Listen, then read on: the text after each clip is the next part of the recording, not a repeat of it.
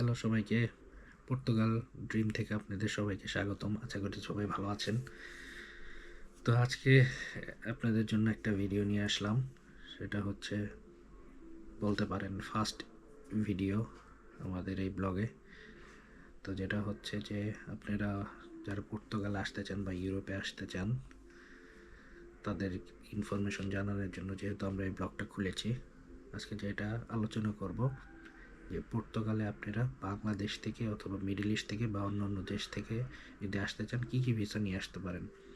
প্রথমত বলবো বাংলাদেশ নিয়ে, তারপরে বলবো মিডল ইস্ট নিয়ে। তো বাংলাদেশ থেকে যদি আপনারা পর্তুগালে সরাসরি আসতে চান, ভিজিট ভিসা তো আছেই, যেটাকে বলে সেনজেন ভিসা। এছাড়া আপনার স্টুডেন্ট ভিসায় আসতে পারেন, বাট স্টুডেন্ট ভিসার ক্ষেত্রে আপনার আন্ডার গ্র্যাজুয়েট এই ক্ষেত্রে ভিসার হার কিছুটা কম, সহজে দেয় না। আপনি যদি মাস্টার্সে বা হায়ার এডুকেশনে আসতে চান তাহলে ভিসা পাওয়ার সম্ভাবনা বেশি থাকে।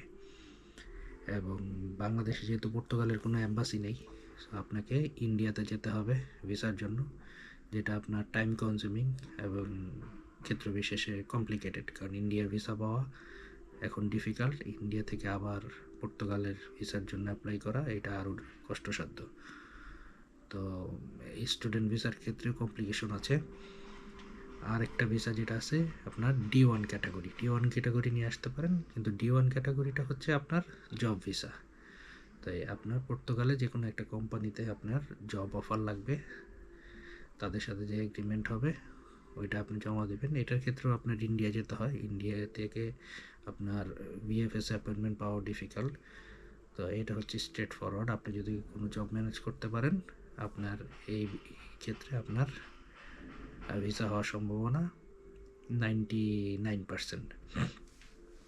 আর 1% বলছি না, কারণ দেখা গেছে যে ভিসা আসলে 100% গ্যারান্টি দিয়ে আপনাকে কেউ দিতে পারবে না বা বলতে পারবে না, কারণ ভিসা দেওয়ার একমাত্র এখতিয়ার অ্যাম্বাসি যদি কোনো কারণে না দেয় এটা কিছু বলার নেই। কিন্তু 99% ক্ষেত্রেই পর্তুগালের কোম্পানি থেকে আপনাকে স্পন্সর করলে ভিসা হয়ে যায়।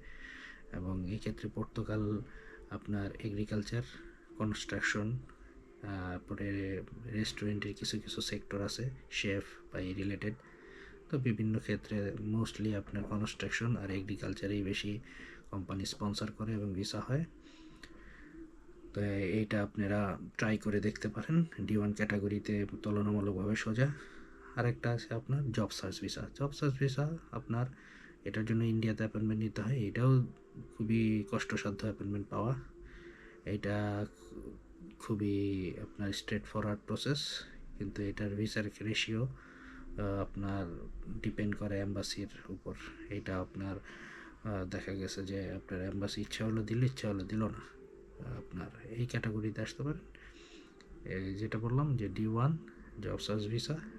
আর সেনজেন ভিসা তো আছেই। সেনজেন ভিসা আপনি যে কোনো সেনজেন এম্বাসি থেকে নিতে পারেন। সেনজেন মিনস ইউরোপিয়ান, যেমন স্প্যানিশ এম্বাসি বা ফ্রান্স এম্বাসি বা ইটালিয়ান এম্বাসি বাংলাদেশ থেকে নিতে পারেন। নিয়ে এসে আপনি সেনজেনে সবগুলো দেশে ঘুরতে পারেন, পর্তুগালেও আসতে পারেন। আর মজার ব্যাপার হচ্ছে ইউরোপের মধ্যে পর্তুগালই একমাত্র দেশ যেখানে আপনার 5 বছর থাকলে আপনি এই দেশে পাসপোর্টের জন্য এলিজিবল হবেন। এবং এত শর্ট টাইমে নর্মালি অন্য ইউরোপের দেশ আপনাকে পাসপোর্ট দেয় না। আর ইউরোপের পাসপোর্ট পেলে আপনি ইউরোপের যে কোনো দেশে যেয়ে থাকতে পারবেন, জব করতে পারবেন, যেভাবে ইচ্ছা থাকতে পারবেন। মানে সোজা কথা, আপনার পর্তুগালের আপনার পাসপোর্ট হলে আপনি ইউরোপের যে কোনো দেশেরই আপনি নাগরিকের সমান। আপনি যে কোনো দেশে যেয়ে আপনি কাজকর্ম সব কিছুই করতে পারবেন। তো আপনাদের মনে অনেক কোশ্চেন থাকবে, অনেক কিছু জানার থাকবে। অথেন্টিক ইনফরমেশনগুলো আপনারা যদি জানতে চান আমাদের ইমেল করতে পারেন বা আমাদের এই ভিডিওর নিচে কমেন্টস করতে পারেন। তো আপনাদের যদি কোনো ব্যাপারে ডিটেলস জানার আগ্রহ থাকে তাহলে আপনার স্পেসিফিক বিষয় উল্লেখ করে বলবেন, ভাই এই ব্যাপারে আমি জানতে চাচ্ছি, এই ইনফরমেশনগুলো দরকার, আপনারা এটা নিয়ে কোনো ভিডিও করেন বা তথ্য দেন। তো আশা করি আমরা চেষ্টা করব আপনাকে এইসব বিষয় নিয়ে বিশদ আলোচনা করার। আরেকটা পয়েন্ট এখানে মিস হয়ে গেছে, আরেকটা ভিসা ক্যাটাগরিতে আপনারা আসতে পারবেন, সেটা হচ্ছে golden visa. So golden visa এটা নিয়ে ডিটেলস একটা ভিডিও করব, আপনার এটার প্রসেস কি, কিভাবে কি। আর গোল্ডেন ভিসা যেহেতু এটা হচ্ছে আপনার এলিগেন্ট ক্যাটাগরি, এটার জন্য আপনার ভালো পরিমাণে ক্যাপিটাল থাকতে হবে। তো এটা হচ্ছে আগে আপনার প্রপার্টি বাই করার মাধ্যমে গোল্ডেন ভিসা পাওয়া যেত, বাট আলটিমেটলি দেখা গেছে যে এখন প্রপার্টির ওইটা উঠাই দেওয়া হয়েছে, যেহেতু হাউজিং ক্রাইসিস খুব বেশি। তো প্রপার্টি এবং রাশিয়ান ইউক্রেন যুদ্ধের কারণে অনেক রাশিয়ানরা এসে এখানে ইজিলি এদেশের রেসিডেন্সি নিয়ে থাকে, বসবাস করে। তো বিভিন্ন কারণে এইটা আপাতত বন্ধ আছে, বাট গোল্ডেন ভিসার ক্ষেত্রে আরও তিনটা ক্যাটাগরি আছে, সেগুলো এখনও চালু আছে। একটা হচ্ছে আপনার 250K ইনভেস্ট করে, 250 মিনস 250,000 ডোনেশন দিয়ে এখানে গোল্ডেন ভিসা নিতে পারেন।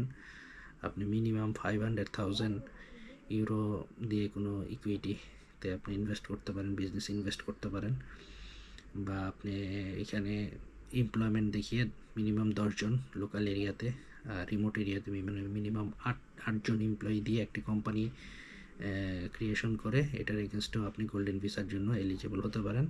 বাট এটা নিয়ে আমি ডিটেলস একটা ভিডিওতে বলবো, এটার প্রসেস কী, কীভাবে কতদিন লাগে, তো এইগুলো নিয়েও একটা ভিডিও বানাবো। তো আজকে এই পর্যন্তই, জাস্ট ওভারঅল সবগুলো বিষয় নিয়ে আপনাদের একটু বেসিক ধারণা দিলাম।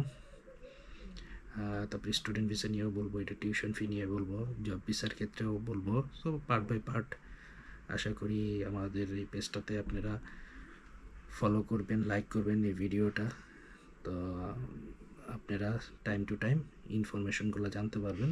স্পেসিফিক বিষয়ের উপর আমরা আলোচনা করব, ডিটেলস আলোচনা করব, এবং আমরা বিভিন্ন ব্যাপারে পর্তুগাল বা ইউরোপের আরও বিভিন্ন ধরনের কী কী সমস্যা, কী কী সুযোগ সুবিধা, কী ধরনের কাজ শিখে আসলে ভালো, এবং পর্তুগালে আপনারা যদি বিজনেস করতে চান, বিজনেসের ক্ষেত্রে ইনভেস্টমেন্ট কোন কোন সেক্টরে করলে ভালো, বা আপনারা এখানে প্যাসিভ ইনকামের জন্য ইনভেস্ট করতে পারেন, কিভাবে করতে পারেন, এতে প্রফিটের পরিমাণ কী কী কী সেক্টরে ইনভেস্ট করবেন। তো এইসব ব্যাপারে আরও ডিটেলস আলোচনা করব ভবিষ্যতে। তো আশা করি আজকে এই পর্যন্তই, ভালো থাকেন। সামনে ভিডিওতে আপনাদের সাথে আবার কথা হবে।